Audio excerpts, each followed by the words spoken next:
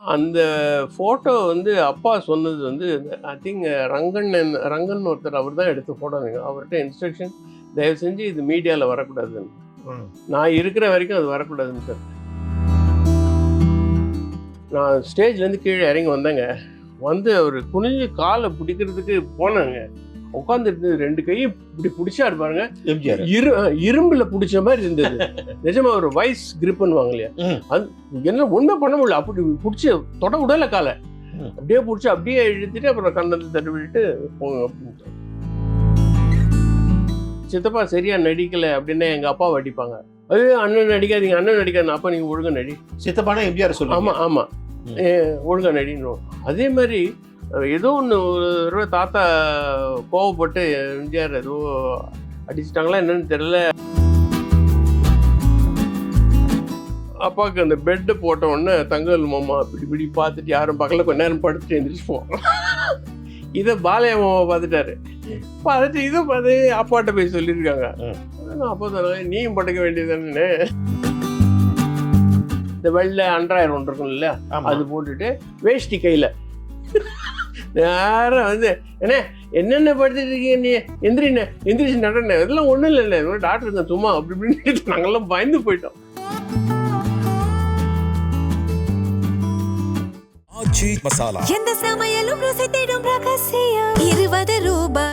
எம்ஜிஆர் வந்து ஒரு ஃபங்க்ஷன்ல அப்பாவோட காலை நமஸ்காரம் பண்ணுவார். அது வந்து அந்த காலத்துல ரொம்ப பெருசா பேசப்படுது. ஏன்னா எனக்கு தெரிஞ்சு எம்ஜிஆர் வந்து சாந்தாராம் காலில் விழுந்தது ஒரு படம் எல்லாரும் பார்த்துருப்போம் நம்ம. அப்படி அப்பாவோட காலில் விழுந்திருக்காரு. அது எந்த ஃபங்க்ஷன்ல, எதுக்காக? ஆமா, அது இன்னொன்று பெரிய ஒரு முக்கியமான அம்சம். இதுக்கு முன்னாடி சொல்லணும் என்னன்னா, அந்த அந்த ஃபங்க்ஷன்ல காலில் விழுந்தது ஃபோட்டோலாம் ஏன்னா எல்லாரும் எம்ஜிஆர் காலில் விழுவாங்க. ஆமா, எம்ஜிஆர் ஒருத்தர் காலில் விழுனா அது பெரிய விஷயம் தான். ஆமா, அந்த ஃபோட்டோ வந்து அப்பா சொன்னது வந்து ஐ திங்க் ரங்கன் ஒருத்தர் அவர் தான் எடுத்த ஃபோட்டோ. அவர்கிட்ட இன்ஸ்ட்ரக்ஷன், தயவு செஞ்சு இது மீடியாவில் வரக்கூடாதுன்னு. நான் இருக்கிற வரைக்கும் அது வரக்கூடாதுன்ட்டு மீடியாவில் அந்த மாதிரி ஃபோட்டோ. அதனால் ரொம்ப நாள் அது பெருசாக ஹாலில் மாட்டி வச்சுருந்தது எடுத்து கொண்டு போய் பெட்ரூமில் மாட்டிக்கிட்டார். அது வேண்டாங்கிறாரு. அது வேண்டாங்கிறாரு. இல்லை, அது என்ன, அவர் ஒரு தலைவர், நாட்டின் தலைவர். அவர் வந்து இன்னொருத்தங்க காலில் விழுந்த மாதிரி இருக்கிறத காமிக்கூடாது. எங்களுக்குள்ள ரிலேஷன்ஷிப் வேற, அது வேற. பப்ளிக்காக அது போகணுன்ற தேவையில்லை. என்ன இப்போ பார்த்தா எங்கே பார்த்தாலும் அதுதான் இருக்குது. நிறைய ஒவ்வொருத்தங்க ஒவ்வொரு வருஷன் சொல்கிறாங்க. எனக்கே தெரிய மாட்டேங்குது. இதனால அதாச்சு, அதனால அது, அதனால. எனக்கு தெரிஞ்ச வரைக்கும் என்னென்னா, அந்த 50 years ஆஃப் இந்த தமிழ் சினிமா இருக்கிறதுல அதுக்கு அவார்டு கொடுத்த ஃபங்க்ஷனில் அப்பாவுக்கு கொடுக்க போகும்போது அப்பாவுக்கு அவருக்கு கொடுக்க தயக்கம். நம்ம என்ன சீனியாரிட்டி காமிக்கணும்னு நினைச்சாரா அப்படின்னு தெரியல. நெடுஞ்செழியனை விட்டு கொடுக்க வச்சார். குடிச்சது இவர் ரிசீவ் பண்ணும்போது பார்த்தா கீழே வந்து இவர் நமஸ்காரம் பண்ணிட்டு இருக்காரு சித்தப்பா. அப்பா ரொம்ப உணர்ச்சி வசப்பட்டுட்டாங்க அப்பா அந்த நேரில். அப்போ இவரு தான் கண்ட்ரோல் பண்ணி கையை பிடிச்சி வந்து உட்கார வச்சார். அந்த மாதிரி அப்புறம் சரி ஃபங்க்ஷன் அவர் கிராட்டிடியூட்.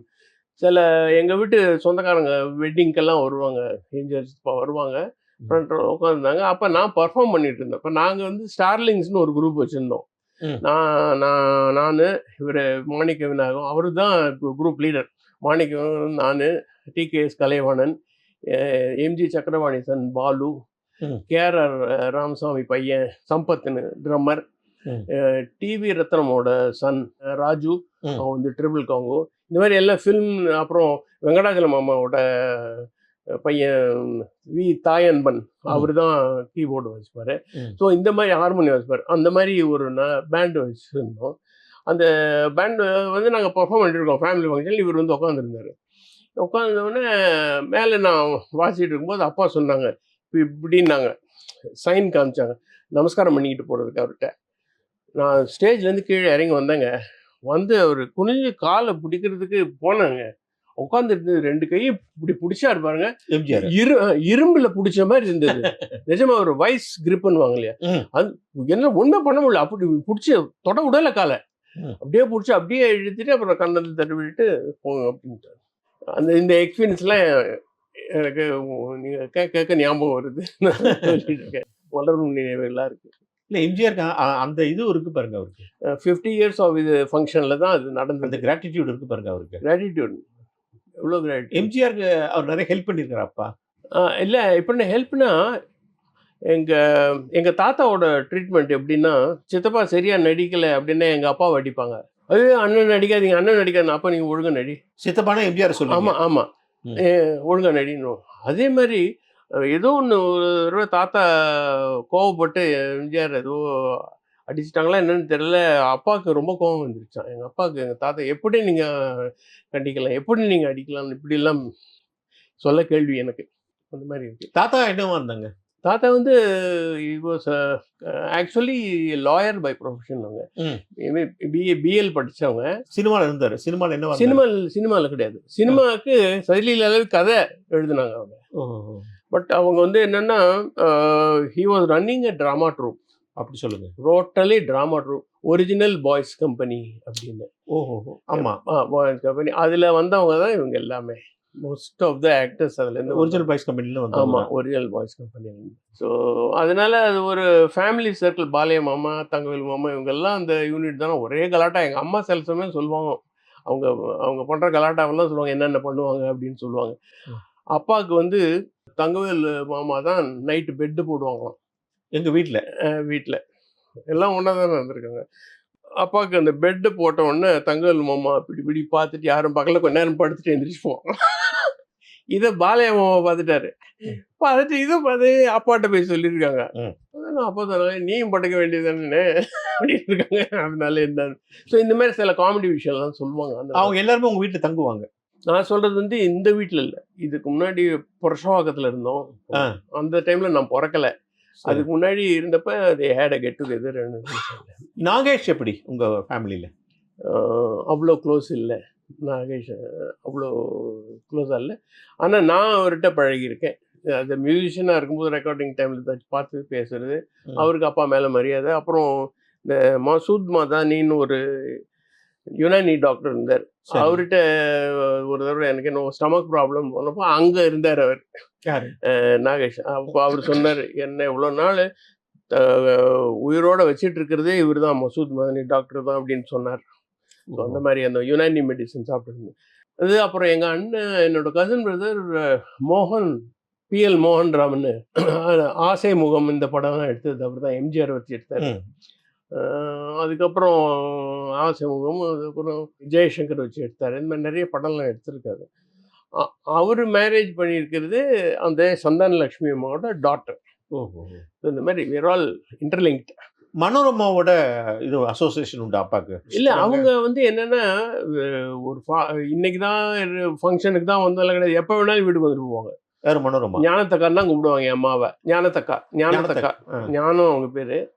அதனால ஞானத்தக்கான்னுவாங்க. அதே மாதிரி PS ஞானம்னு ஒரு ஆக்ட்ரஸ் இருந்தாங்க, அவங்களும் ஞானத்தக்கான்னு சொல்லிட்டு தான் வந்து அவங்கெல்லாம் ஒரு கேங். மதுரம்மா இவங்க லேடிஸ் கேங், லேடிஸ் கிளப். அது அம்மா நடிப்பாங்களா? அதெல்லாம் கிடையாது. அது ஒரு பெரிய கதை. இப்போ நிறைய நான் படித்த என்னென்னமோ வெர்ஷன்லாம் வந்துட்டு இருக்குது. எனக்கு தெரிஞ்ச வெர்ஷன் என்னன்னா, அந்த கதை இருக்க சதிலீலாவதி, அதில் வந்து அப்பா வந்து ஒரு ட்ரங்கர்ட் ஆக்ட் பண்ணும். ஃபர்ஸ்ட் படமே அவர் ஹீரோவா drunkard, but is not a drunkard, is a teetotaller. ட்ரிங்கே சாப்பிட மாட்டாங்க, but he had to act as a drunkard. சரி, அது அந்த ஒய்ஃப் அடிச்சு பின்னி எடுக்கணும், அந்த மாதிரி ஒரு கேரக்டர். அவங்களுக்கு கோபம் வந்து, இது எந்த ஹீரோயினும் வர மாட்டேன்ட்டாங்க கதையை கேட்டுட்டு. அப்புறம் எங்கள் தாத்தா எங்கள் அம்மாவை ஆக்ட் பண்ண சொன்னார். அப்படி தான் வந்து நிறைய படத்தில் MK ராதா ஞானாம்பாளுடன் நடித்து காதலித்து கல்யாணம் பண்ணி கொண்டாடினாங்க. அது பொய். கல்யாணம் ஆயிடுச்சு, ஆனதுக்கு அப்புறம் தான் எங்கள் தாத்தா சொல்லி தான் அதை ஆக்ட். அதோட அது ஒன்று தாத்தா சொன்னதுக்காக மரியாதைக்கு பண்ணிட்டு அதோட விட்டாங்க. வேற ஒரு ஹெல்ப் தான் அந்த நேரத்தில், வேற யாரும் இல்லைன்னு அந்த சதியில் இல்லாததுக்காக. அதுக்கு ஒரு கதை கட்டிட்டாங்க உடனே. ஆமாம் ஆமாம். அப்பா சிங்கராக இருந்திருக்காங்க. அப்போ நிறைய அந்த காலத்து சிங்கர்ஸ் நிறைய பேர் பழக்கமாயிருக்கும். TR மகாலிங்கத்தோட பழக்கம் உண்டா? மகாலிங்க மாமா அவங்க சம்சாரம் வந்து கோமு அத்தேன்னு சொன்னாங்கல்ல. கோமு அத்தேன்னு சொல்லுவோம். கோமு அத்தேன்னு சொல்லுவோம். கோமலான்றது அவங்க பேர். கோமு அத்தேன்னு நாங்கள் சொல்லுவோம். சரி, அவங்க 2 பசங்க, ஒரு பையன் அப்புறம் பொண்ணு. இந்த மூத்த பையன் பேர் சுகுமார், பொண்ணு இளைய பொண்ணு பேர் விஜயலட்சுமி. அவங்க சுகு விஜி அப்படிதான் கூப்பிடுவாங்க. இப்போ எனக்கு நான் சொன்னேன்ல, எனக்கு எல்டர் பிரதர் சொன்னேன்ல சுகுமார்னு, அவரு சுகுமார், என் பேர் விஜி.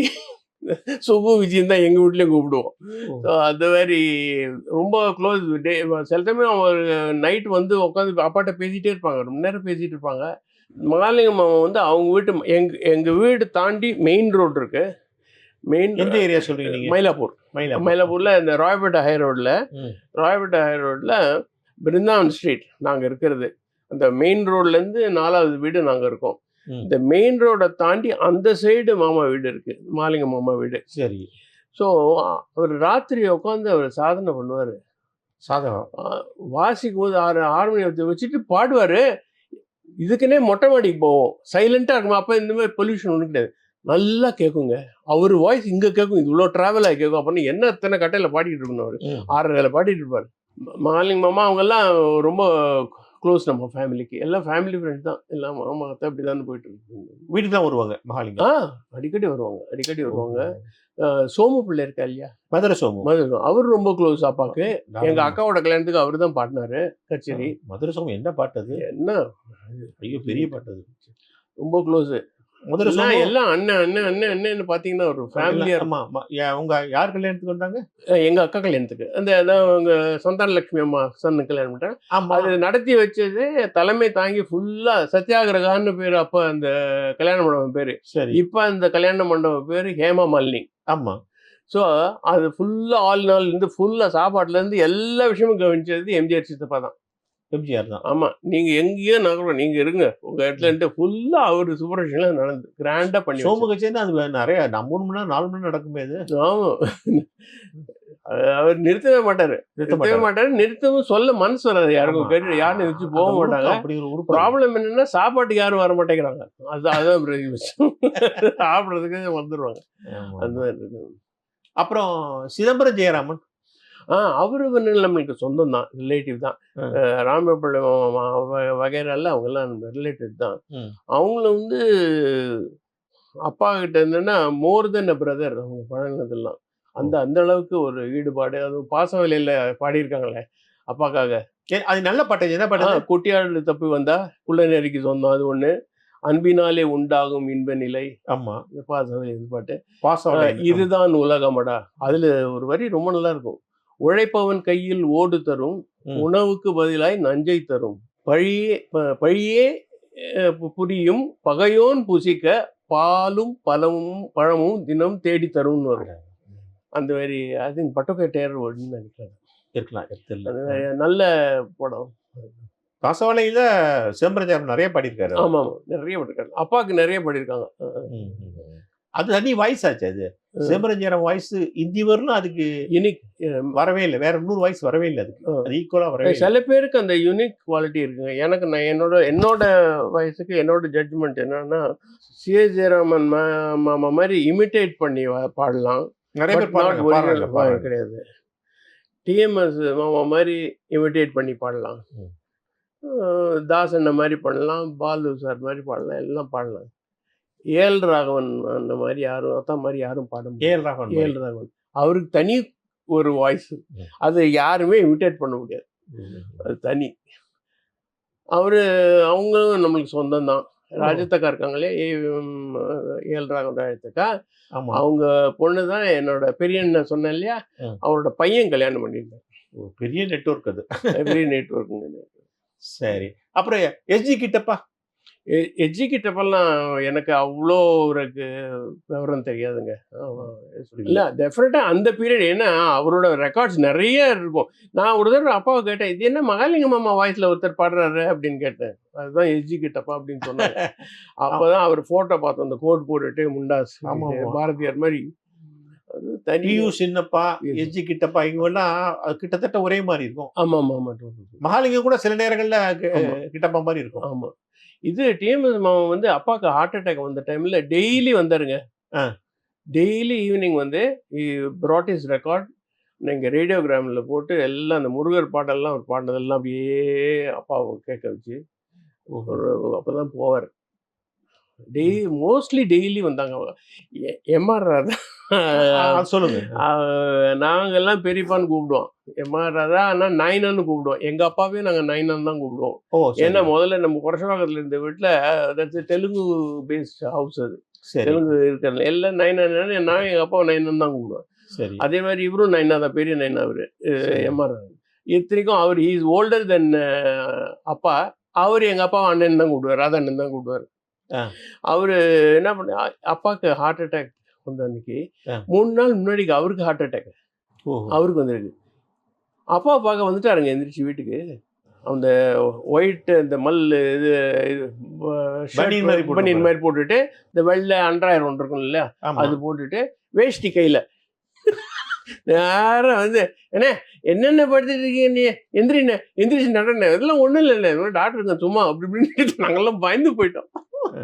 அந்த மாதிரி அவரோட வில் பவர், அந்த இது, அதாவது எதுக்கும் பயப்பட மாட்டாருங்க. இந்த மாதிரி ஒரு கேரக்டர். அதே மாதிரி ரவி வந்து ரொம்ப க்ளோஸ் நம்ம ஃபேமிலிக்கு. ராதா ரவி. ஆமாம் ஆமாம், எங்கள் குரூப்பில் ரவி தான் இது மிமிக்ரி. நாங்கள் வாசிட்டே இருக்கும்போது எங்களுக்கு பிரேக் வேணும்னா ரவி பேசுவோம் எல்லாரும் மாதிரி, ரொம்ப நல்லா பேசுவோம் டைலாக்ஸ் எல்லாம். ஆமாம், சிவாஜி பா மாதிரி பேசுவோம், எம்ஜிஆர் பா மாதிரி எல்லாரும் மாதிரியும் பேசுவோம். அப்போ அந்த டைம் நான் சொல்றது 70s 1967 நினைக்கிறேன். எம்ஜிஆர் எம்ஆர் ராதா எம்ஜிஆர் சுட்ட போது அந்த சம்பவம்லாம் ஞாபகம் இருக்கு. அப்பெல்லாம் அது என்னன்னா, அது அவர் வந்து ராயப்பேட்டை ஹாஸ்பிட்டலில் இருந்தார் எம்ஜிஆர். அந்த கேஸ்கெல்லாம் போட்டுவிட்டு ராயப்பேட்டை ஹாஸ்பிட்டல் இருந்தார். அப்பா போய் பார்த்துட்டு வந்தாங்கன்னு நினைக்கிறேன். நாங்கள்லாம் இல்லை, எங்களை பொறுத்த வரைக்கும் we are neutral to everybody. அப்போ ரொம்ப பெரிய கலைபுரமா இருந்த எம்ஜிஆர் சுட்டாங்க ஊரே கலைபுரமா இருந்த அந்த நேரத்துல எலெக்ஷன் வேற நடந்துட்டு இருக்கு. ஆமா, அப்பா ஒரு நான் கமிட்டடா இருந்துருவாங்க. இதுல எல்லாம் நெவர் பயாஸ்டா இருக்க மாட்டாங்க. அப்பாவுக்கு வந்து இந்த அரசியல் ஈடுபாடுலாம் கிடையாது. அரசியல் ஈடுபாடே கிடையாது. நம்ம எல்லார பத்தி பேசணும். மேஜர் சுந்தரராஜனை மறந்துட்டு ஃபர்ஸ்ட் டைம் நாங்கள் சிங்கப்பூர் போகிறப்ப 1977 இவர் மாணிக்க விநாயகம், அவர் தான் எங்கள் குரூப் லீடர். அவர் மூலியமாக தான் நாங்கள் மியூசிஷியன்ஸ்லாம் போனோம். அப்போ தான் மஞ்சுளா, விஜயகுமார், எம்ஆர்ஆர், வாசுன்னு இவங்கெல்லாம் வந்திருந்தாங்க கூட ப்ரோக்ராம் பண்ணுறதுக்கு. நாங்கள் மியூசிக் இந்த மாதிரி பண்ணிட்டு இருந்தோம். அந்த டைமில் மேஜர் சுந்தரராஜன் எங்கள் அப்பா பற்றி ஒரு நியூஸ் ஒன்று சொன்னார். என்னென்னா, 7 நாள் பார்த்துருக்காராம் ஒரே ட்ராமாவை, அப்பா ட்ராமாவை. அப்பா வந்து நவாபா ஆக்ட் பண்ணுவாங்களாம், ஒரு கிங்காக ஆக்ட் பண்ணிவிட்டு அந்த த்ரோன்லேருந்து விழுவாங்களாம் படிக்கட்டு. ஒரு 10-15 படிக்கட்டு அப்படியே உருண்டு விழுவாங்களாம். ஒவ்வொரு நாளும் ஒவ்வொரு மாதிரி விழுவாங்களாம். இது எப்படி விழுகிறான்னு பார்க்குறதுக்குன்னே எல்லாம் வருவாங்களாம் 7 நாள். ஒரு நாள் இந்த மாதிரி ஸ்டைலாக விழுவாராம், ஒரு அந்த ஸ்டைலில். இன்னைக்கு எப்படி விழுகிறாரு பார்க்கலாம். அந்த மாதிரி ஒரு இது மேஜர் அண்ணன் தான் எனக்கு சொன்னாங்க. அப்பாவுடைய லாஸ்ட் டேஸை பற்றி சொல்லுங்க. ரொம்ப அட்டாச்சாக இருந்தாங்க எல்லார்ட்டையும். 3-4 ஜென்ரேஷன்ஸ் ஆயிடுச்சு. எல்லார்ட்டையும் ரொம்ப அட்டாச்சாக இருந்தாங்க. எதிர்பார்க்கல சீக்கிரம். ஏன்னா அதுக்கு முந்தின நாள் தான் அப்பா போய் பார்த்துட்டு வந்தேன். என் பிரதர் வீட்டில் தான் இருந்தாங்க. ஒவ்வொரு நாளும் இந்த எனக்கு ரெக்கார்டிங் முடிஞ்சிட்டு இல்லைன்னா ப்ரோக்ராம் முடிஞ்சிட்டு அங்கே அடையாரில் இருந்தாங்க காமராஜர். நான் அங்கே மந்தவிலேருந்து அவரை போய் பார்த்துட்டு பேசிட்டு வரும்போது, இன்றைக்கி என்ன ஜோக் சொல்லிச்சு, அமர் என்ன ஜோக் சொல்லிச்சு இல்லை கேட்பாங்க. என்ன ஜோக் சொல்லி கேட்பாங்க. அப்புறம் அபி எப்படி இருக்கானோ, என் டாக்டர் பேர் அபிராமி, அபி எப்படி இருக்கான்னு கேட்பாங்க. எல்லாம் கேட்டுட்டு வந்த உடனே I got a news that he was no more. But he sustained 2 heart attacks. 2 தடவை ரிலாப்ஸ் ஆனது. அப்படியே டயட்டில் கண்ட்ரோல் பண்ணிட்டு இருந்தாங்க. 7 மணி சாயந்தரம் 7 மணி ஆச்சுன்னா 2 இட்லி தான் கொடுத்த உடனே. 9 மணிக்கு ஒரு டம்ளர் பால். இதே மாதிரி இருந்தாங்க இத்தனை வருஷமும். 57க்கு அப்புறம். அப்பா 85 வரலும் இருந்தாரா? 1985 75 இயர்ஸ் கரெக்டாக. உங்களுக்கு விஜயன்னு பேர் வச்சிருக்கீங்களா? ஏதாவது விசேஷம் உண்டா? ஏதாவது பழைய நடிகர் பேரை ஏதாவது விசேஷம் இல்லை? அது என்னன்னா, அந்த அப்பா ஆக்ட் பண்ண படம் அபூர்வ சகோதரர்கள் இந்த 1950 அந்த டைமில் வந்தது இல்லையா. நான் அந்த 1950 நான் பிறந்தேன். அப்போ என் பேர் அதில் அந்த படத்தில் அப்பா கேரக்டர் 2 விஜயன் விக்ரமன் வரும். அந்த விஜயன் விக்ரமன் வர்றதுல அந்த விஜயன்ற கேரக்டர் பேரே எனக்கு வச்சுட்டாங்க. That's why I got the name. நிறைய பேர் என்ன மலையாளத்தில் கேரளாலேருந்து வர்றீங்களான்னு கூட நினச்சிட்டு இருப்பாங்க. அந்த பேர் நிறைய. அப்போ சொல்லுவாங்க, அந்த பீரியடில் அந்த விஜயன்ற பேர் கேரளாலே நிறைய இருந்துதான். உங்கள் குடும்பத்தில் உங்கள் அண்ணாவுடைய பொண்ணு தான் கார்த்திக் ராஜா கல்யாணம் பண்ணார், இளையராஜாவோட பையன். இப்போ நீங்கள் சம்பந்தி முறை இல்லையா? ஆமாம், சம்பந்தி தான். அந்த பொண்ணு பேர் என்ன சொல்லுங்க? ராஜீவி. அதுதான் ரொம்ப வீட்லேயே அந்த ஃபேமிலிலேயே ரொம்ப சமத்து, லாஸ்ட் ஆஃப் த ஃபேமிலி. ரொம்ப செல்ல பிள்ளை அண்ணனுக்கு. ஸோ அண்ணனா எல்லாருக்கும் மூத்த அண்ணனா? எல்லாருக்கும் மூத்த நான் சொன்னேன், ஜெர்மனிலாம் போயிட்டு வந்து the back phone of our ஃபேமிலின்னு சொன்னேனே. அவர் பேர் என்ன? மனோகரன். மனோகரன் பொண்ணு தான் ராஜீவி. ஆமா, ராஜீவ். கல்யாணம் எங்க நடந்தது? AVM charities. I don't know. Rajeshwari இல்லையா? ராஜேஸ்வரி கல்யாணம்னா நடந்தது. இப்பயும் உங்களுக்கு தொடர்பு உண்டா இளையராஜா ஃபேமிலியோட? ஒன்று கான்ஸ்டன்ட் டச் ஒன்று கிடையாது, எப்பாச்சும் இந்த மாதிரி இருக்கும் பேசுவாங்க. இப்போ நீங்க அந்த வீட்டுக்கெல்லாம் போறது உண்டா? இப்போ ஆஃப் லேட் அவ்வளோ, ஏன்னா நான் இருக்கிறது பனையூரில் இருக்கேன். நான் இங்கேருந்து அடையாருக்கு வர்றதுக்கே 1.5 மணி நேரம் ஆகுது. யாராச்சும் பார்க்கறதுக்குன்னா என்னை வந்து பார்த்துட்டு போகிறாங்க. ராஜாவெல்லாம் பார்க்க போவீங்களா? இளையராஜாவை இல்லை, ஏன்னா அவரும் பிஸியாக இருக்காரு. அவ்வளோ டச் இல்லை. இன்னொரு விஷயம், இந்த கிராட்டிடியூடுன்னு நீங்கள் சொல்லும்போது ஞாபகம் வருது. எம்ஜிஆர் வந்து ஆனந்த விடலை நானேன் பிறந்தேன்னு ஒரு தொடர் கட்டுரை எழுதினார். அதில் ராதா எம்கே ராதா அப்பா செஞ்ச உதவியெல்லாம் பற்றி அவர் ரொம்ப மென்ஷன் பண்ணியிருக்காரு. என்னைக்காவது கவனிச்சிங்களா அதை? கிராட்டிடியூடுக்கு நம்பர் 1 எம்ஜிஆர் சித்தப்பா. அவர் அந்த அளவுக்கு அவர் எக்ஸ்பிரஸ் பண்ணியிருக்காரு. எங்கள் அப்பா கிட்ட எந்த அளவுக்கு மரியாதை வச்சுருக்காருன்றது. பட் அப்பா வந்து அவரை ஹெல்ப் பண்ணதுன்னு சொல்ல பார்த்தீங்கன்னா, மேபி அவங்க இதில் ட்ராமா டைமில் he would have helped him in his some of his acting or dialogue. இல்லைன்னா தாத்தா வந்து கோச்சிக்கிட்டு ஒரு சித்தப்பாவை அடிக்கும்போது சித்தப்பா அடிக்கிறதுக்கு பதிலாக எங்கள் அப்பாவை அடிப்பாங்க. ஸோ இந்த மாதிரிலாம் சிலதெல்லாம் நடக்கும். ஸோ நிறைய அந்த மாதிரி ஒரு எமோஷ்னல் அட்டாச்மெண்ட் ஜாஸ்தி அவங்களுக்கு. ஸோ அதனால் இந்த கிராட்டிடியூட்ன்றதை அந்த காலத்தில், அதாவது அப்பாவுக்கு என்ன சாப்பிட்றாங்களோ அதுதான் அவங்களுக்கும் போகணும் அப்படின்னு நினச்சாங்க. சரி, இப்போ வந்து அப்பாவோட நினைவாக ஏதாவது ஃபங்க்ஷன்ஸ் நடத்துறீங்களா வருஷம் மெட்ராஸில்? ஆமாம், இது டிகேஎஸ் கலைவாணன் பண்ணுறாரு. டிகேஎஸ் கலைவாணன் எவ்ரி April 26 வந்து டிகேஎஸ் சித்தப்பாவோட பிறந்தநாள். சரி, அதில் வந்து ஒரு விருது கொடுக்குறாங்க.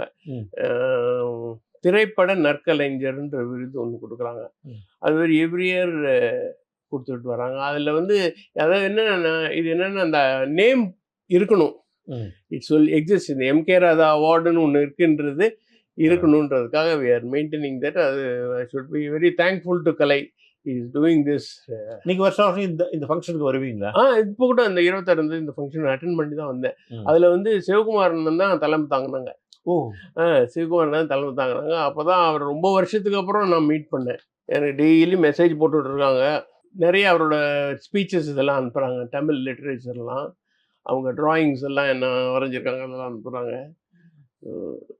ஸோ நம்ம உரையாடல் முடியும் நேரம் வந்து விட்டது. பல விஷயங்களை அப்பாவை பற்றி பல விஷயங்களை சொன்னீங்க.